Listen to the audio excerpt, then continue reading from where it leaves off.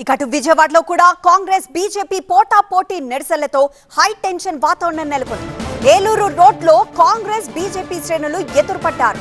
Congress office ముట్టడికి BJP ప్రయత్నించింది. BJP కార్యకర్తలను కాంగ్రెస్ శ్రేణులు అడ్డుకున్నారు. దీంతో కాంగ్రెస్ బీజేపీ కార్యకర్తల మధ్య ఘర్షణ చోటు చేసుకుంది. జెండా కర్రలతో కొట్టుకున్నారు ఇరు వర్గాలు. కాంగ్రెస్ ఆఫీస్ పై చెప్పులు రాళ్లతో బీజేపీ వర్గీయులు దాడి చేశారు.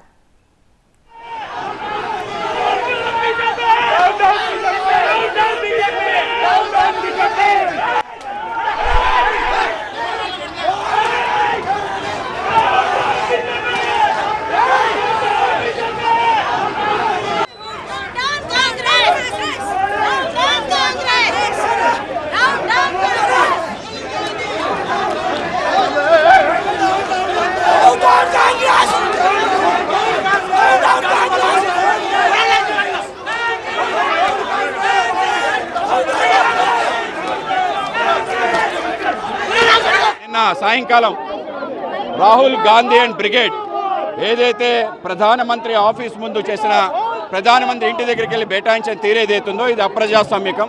దేశంలో ఎక్కడా జరగని విధంగా ఇవాళ కాంగ్రెస్ పార్టీ ఏదైతే ఎన్ఐ నిట్ నిజంగా పేపర్ లేకుంటే తప్పనిసరిగా దానిపైన ఎంక్వైరీ జరుగుతుంది. ఎవరైతే అక్రమదారులను అందరూ అరెస్ట్ చేయడం జరుగుతుంది.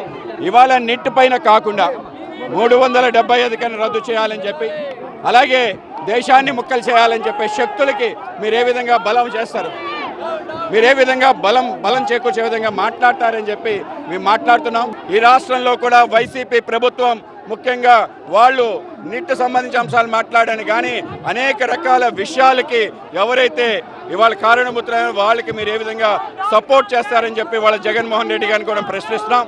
ఇవాళ దేశవ్యాప్తంగా ఈ నిరసనలు ఈ యొక్క విధానాలు ఏవైతున్నాయో వాటిని తుంచడానికి వాళ్ళు ఉమర్ ఖాలిద్ అలాగే అరుంధతి రాయ్ లాంటి దేశద్రోహుల్ని ఏ విధంగా మీరు సపోర్ట్ చేస్తారని అడుగుతున్నాం.